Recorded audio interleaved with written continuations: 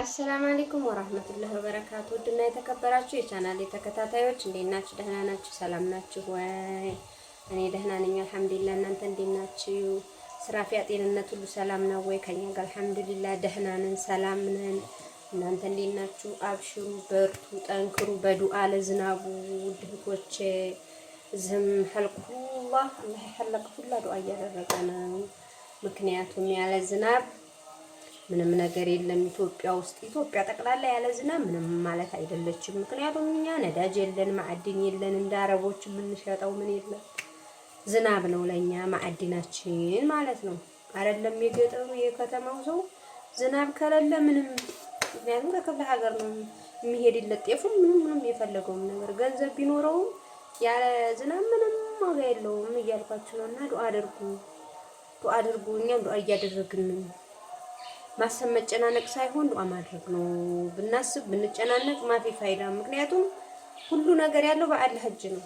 ስለዚህ ዱአ ማድረግ ነው። ዱአ አድርጉ። ትናንትም ከትናንት ወዲያም እዚህ ወግዲ ጣል አድርጓል። ግን ወደ ማሳው ወደ ገጠሩ ወደ እርሻ ቦታው ብዙ አይደለም። ገብቷችኋል? እዚህ የጣለውን ያክል እንኳን ወደ ማሳው ጥሎ ቢሆን አርሰው መዝራት ይችላሉ። አንዴ ከጣለ እኮ ማለት መዝራት ነውና የሆነ አመት ራሱ በ20 ምናምን ሐምሌ በገባ በ20 ምናምን ቀን ጥሏል አሉና አሁን ቢጥልም በቃ ሐምሌ እስካላለቀ ድረስ ቢጥልም ችግር የለውም። አሪፍ ጥሩ ነው ማለት ይዘራል ምናምን ይላሉ። ያው ትልልቆች ሲናገሩ ሰምቼ ነውና ህዝቡ ዱአ እያደረገ ነው።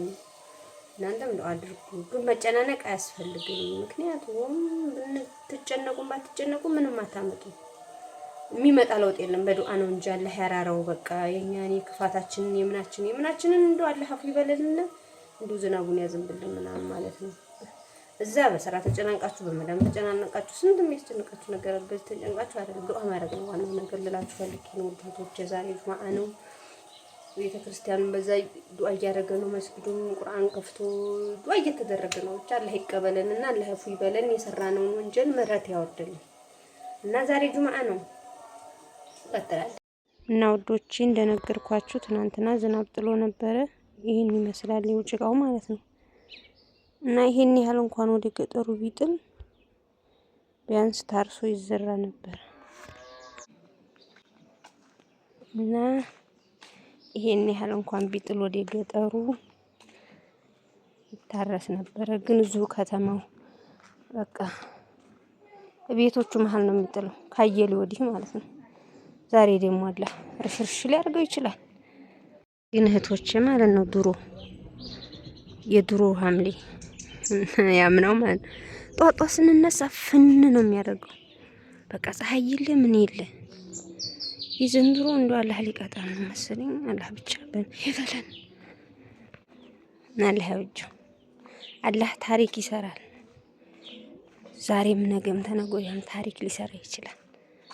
እና ማሻአላህ የሆነ አዝመራ ሊሆን ይችላል። አንዳንዴ ያሰብንለት የተጨነቅንለት አዝመራ በቃ ካልጠበቅነው በላይ ይሆናል። አላህ ያርግልን ያ ረቢ። በተለይ አባቶቻችን ምናምን ትልቅ ሰው በጣም ተጨንቀዋል ላይ እንዴ ያ ረቢ ጌታ። እና ብለን ቁርስ ላይ ደርሰናል። ይሄ ፉል ነው በነገራችን ላይ ምን ይመስላችኋል? ስታዩት ሰላሱታ ያው ከሰላሱት ነው የሚሰራው ዙሮ ከባቄላ ማለት ነው። እቺ ናት ቁርሳችን፣ እቺ ናት ፔርሙዛችን። አሁንም ደግሜ እነግራችኋለሁ ከፍ ያለችውን አንጧት ተጠቅማለች እያልኳችሁ ነው።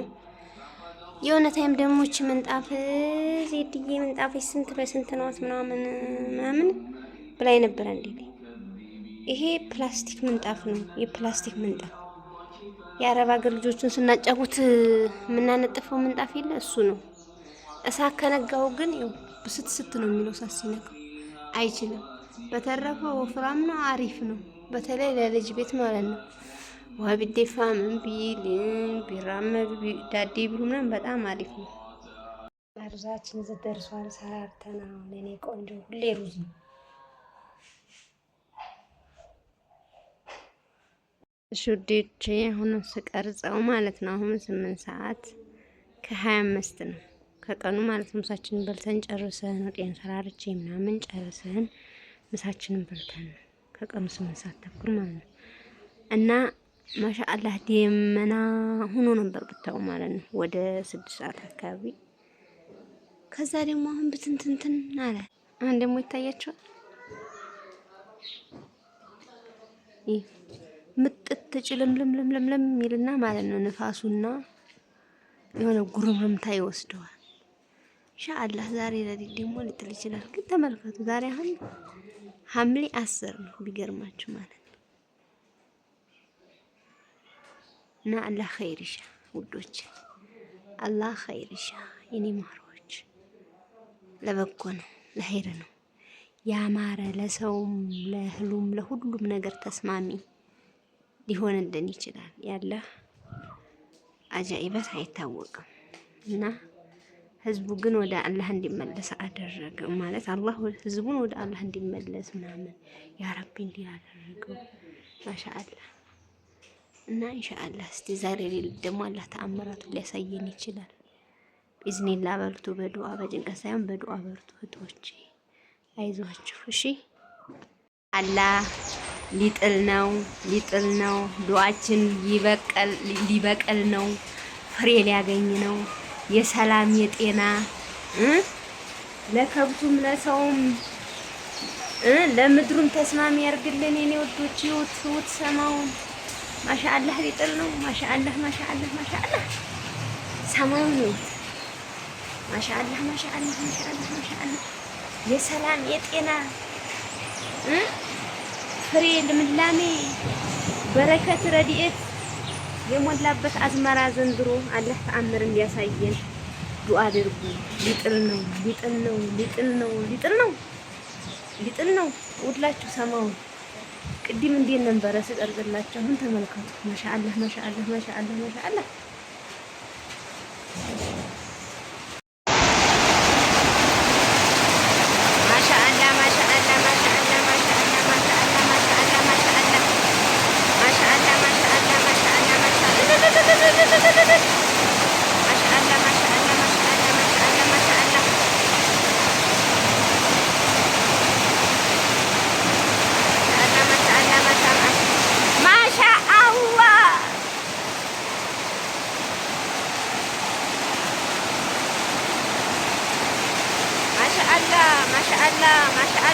ረሂሙ ጌታ